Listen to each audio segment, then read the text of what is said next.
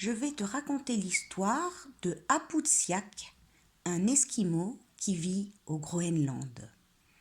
Cette histoire a été écrite et illustrée par Paul-Émile Victor, un célèbre explorateur et scientifique français.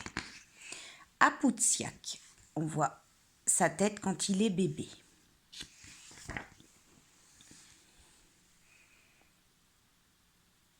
Il est là, dans la capuche de sa maman.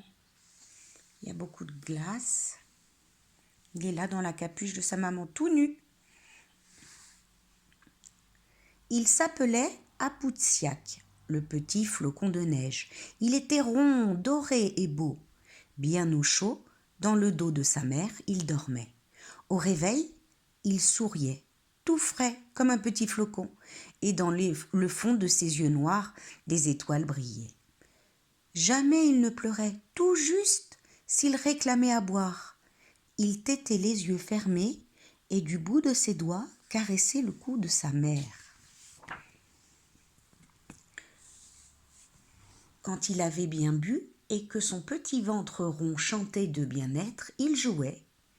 Il tirait les moustaches des phoques que son père ramenait de la chasse ou tendait ses mains vers la flamme de la lampe.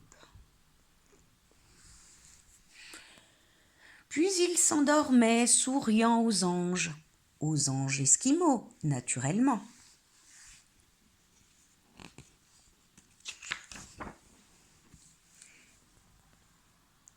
À 5 ans, petit flocon de neige, mangeait comme un ogre. De toutes ses petites dents, il mordait dans la viande que sa mère lui donnait. Parfois, elle le laissait avec son couteau à lame ronde couper la viande de phoque ou d'ours au ras de son nez.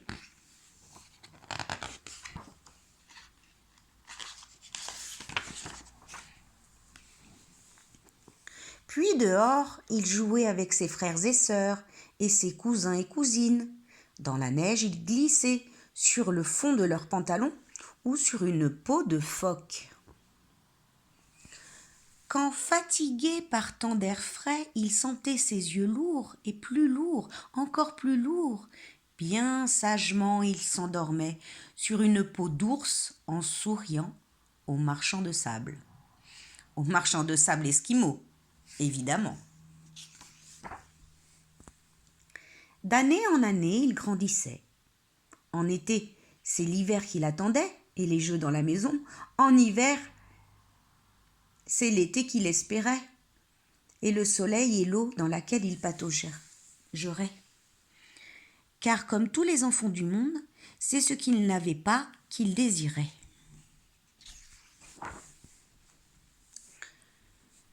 À 10 ans, petit flocon de neige était déjà un grand flocon. Je veux dire, un grand garçon. Il n'avait plus peur de rien, ni des hommes, ni des chiens. Il avait un couteau et même un beau harpon de bois qu'il lançait dans l'eau, dans un arc-en-ciel de gouttes. Et même un vrai traîneau et un vrai fouet, un vrai chien avec lequel il jouait sur la glace.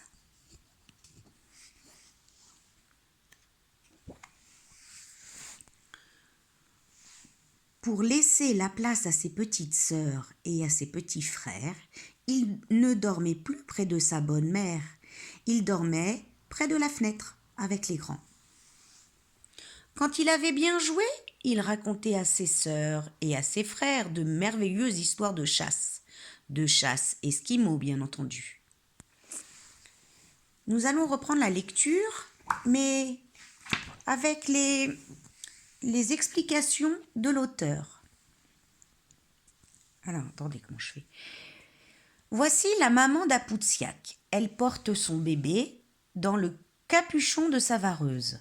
Ce qu'elle a sur la tête, c'est simplement son chignon. Tu peux voir que les Esquimaux vivent dans un pays de montagne, au bord de la mer.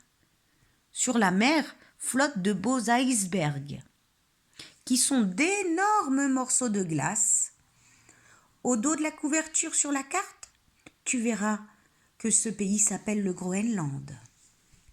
Alors voilà le Groenland, C'est tout au nord, près du pôle nord. La boussole indique le nord, c'est tout au nord. Et là, ce qu'on voit, c'est de la glace. La France, elle, est là. Voilà. Je reprends.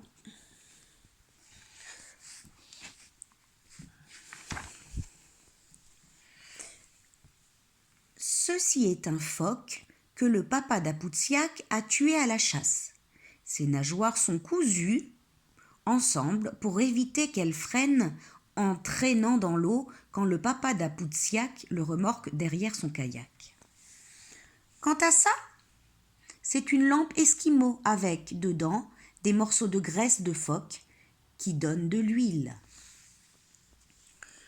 Tu vois sur cette image que le matelas d'Apoutsiak n'est pas autre chose qu'une belle peau de phoque. Voici un coin de la grande hutte de pierre où toute la famille d'Apoutsiak vit en hiver. La maman d'Apoutsiak vient de faire cuire de la viande de phoque sur une lampe à huile. Apoutsiak et sa maman sont accroupis sur une plateforme de bois qui leur sert tantôt de table, tantôt de lit.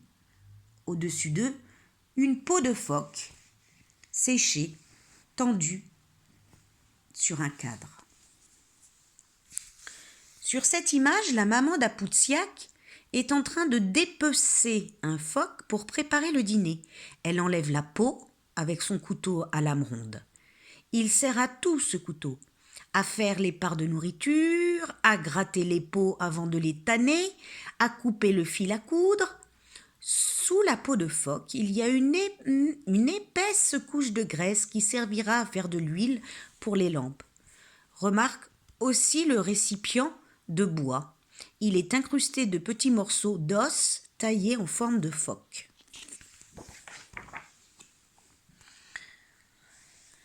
Voici l'intérieur d'une hutte dans laquelle Apoutsiak et sa nombreuse famille vivent en hiver. Elle est construite de pierre et de mottes d'herbe. Dehors, il fait nuit et froid, et la mer est couverte de glace, et la terre de neige. Apoutsiak, c'est le petit garçon que tu vois de dos et qui fouille dans un seau. Alors, il est où? Là. Il est tout nu. Avec un gobelet, il cherche à retirer de l'eau à boire. Pour avoir de l'eau, les Esquimaux font fondre de la neige à la chaleur de leur maison. Grâce aux lampes à huile, il fait si bon que chacun se met torse nu. Au plafond de la hutte sont accrochés des séchoirs, d'où pendent toutes sortes de choses, des bottes et des gants, des morceaux de viande, des vêtements. Les zigzags noirs sont les intestins de phoque dans lesquels sèche du sang. Les Esquimaux adorent ça. Par terre, sur les dalles qui forment le sol de la hutte, près d'Apoutsiak, il y a une poupée esquimau, sans bras, sans jambes.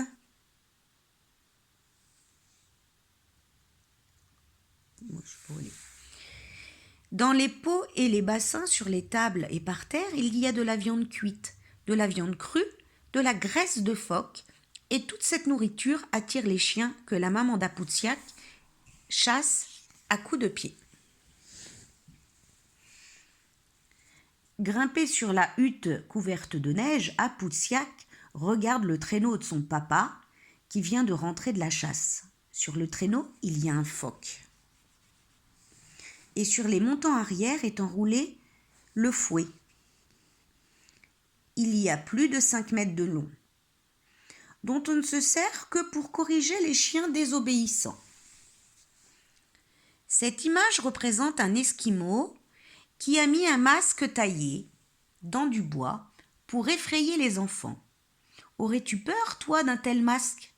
En tout cas, les enfants esquimaux en ont généralement peur, mais pas Apoutsiak.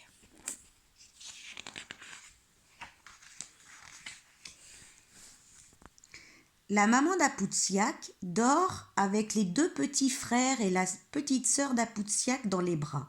Il fait nuit. La lampe est éteinte. Dans le seau, il y a un morceau de glace qui, en fondant, donne de l'eau à boire.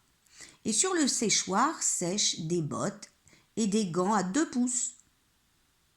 Quand ils sont usés d'un côté, on peut les retourner. Apoutsiak est en train de raconter une histoire qu'il a imaginée. Il raconte comment il chasse l'ours rien qu'avec un petit couteau. Cette histoire n'est pas tout à fait fausse. Il y avait autrefois des Esquimaux qui chassaient l'ours comme ça. Les ronds dans les pattes de l'ours, c'est sa paume. J'arrête là, le livre n'est pas terminé, je le lirai en plusieurs fois.